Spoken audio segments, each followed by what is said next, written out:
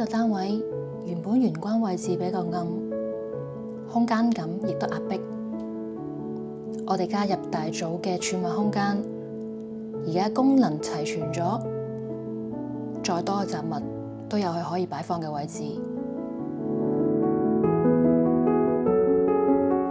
廚房嘅儲物，我哋都做咗啲調整，加入咗啲高身嘅拉籃，又或者係趟板嘅設計。無論大小嘅物品，或者係廚房嘅電器，都可以擺放得整整齊齊。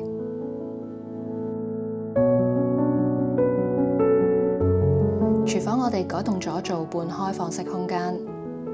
半腰嘅牆身拆除之後，用緊玻璃代替，等陽光可以入到廚房之餘，空間感亦都開闊咗。喺廚房裏面嘅人，亦都可以望到出邊全個客廳嘅情況。戶主想擺放一啲大型嘅行李同家電，所以我哋都做咗閣樓嘅設計同埋開放式嘅儲物空間。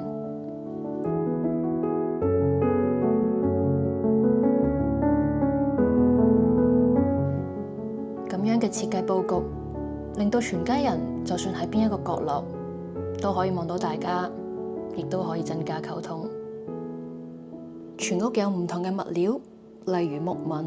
雲石紋，配合燈槽、LED 滲光燈帶，令到全間屋都有唔同嘅層次同氣氛。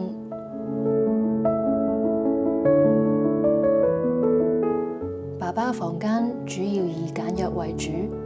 房門移咗位去咗中間位置，令到兩邊儲物空間可以提升。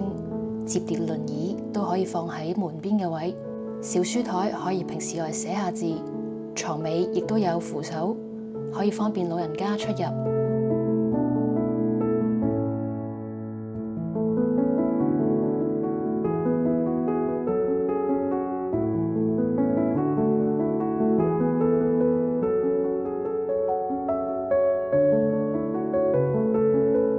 仔仔嘅房間以溫暖嘅色調為主，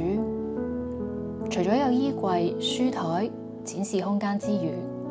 床頭嘅位置亦都唔好浪費。媽媽嘅房間做咗子母床嘅設計，衣物比較多，所以有2個大型嘅衣櫃，中間咁啱有個氣窗，所以安排咗做小書台或者係化妝台嘅用途。喺走廊最盡頭嘅位置安排一個薄櫃嘅設計，又增加咗屋裏邊嘅儲物空間。